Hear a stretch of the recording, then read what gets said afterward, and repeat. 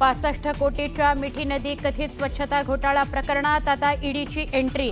नदीतील गाळ काढण्याबाबत मूल्यांकन न करता साठवलूट करून कमिशन मिळवल्याचा आरोप।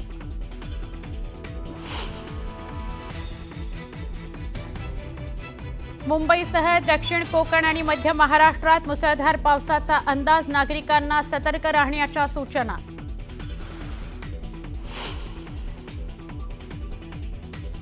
मुंबई आणि ठाण्यासह एमएमआरडीएतील शहरांचा पाण्याचा प्रश्न मिटणार, पाणी प्रश्न सोडवण्याकरता आणखी 2 धरणं बांधायला राज्य सरकारची मंजुरी।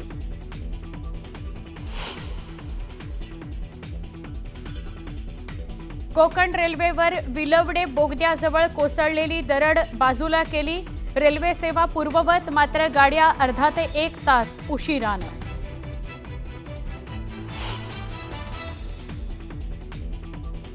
महाराष्ट्र आणि गोव्याजवळ अरबी समुद्रात कमी दाबाचा पट्टा, पुढचे 4 दिवस अरबी समुद्र खवळलेला राहणार असल्यानं मच्छीमारांना सतर्कतेचा इशारा।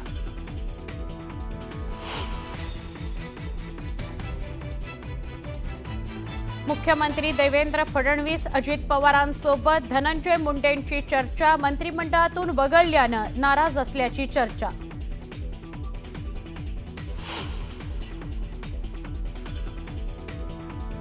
पाकिस्तानची गुप्तहेर ज्योती मल्होत्राचं केरळ कनेक्शन समोर, 2021 मध्ये विशाखापट्टणममधील घटनेशी संबंध असल्याचा एनआयएला संशय, तपास यंत्रणांकडून सखोल चौकशी सुरू।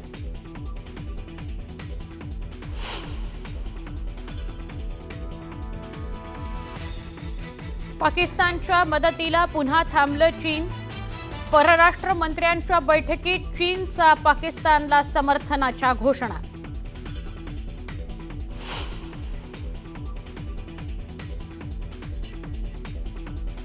वक्फ सुधारणा विधेयकाला आव्हान देणाऱ्या याचिकांवर आजही सुनावणी, मुस्लिम याचिकाकर्त्यांकडून आज आपली बाजू मांडली जाणार।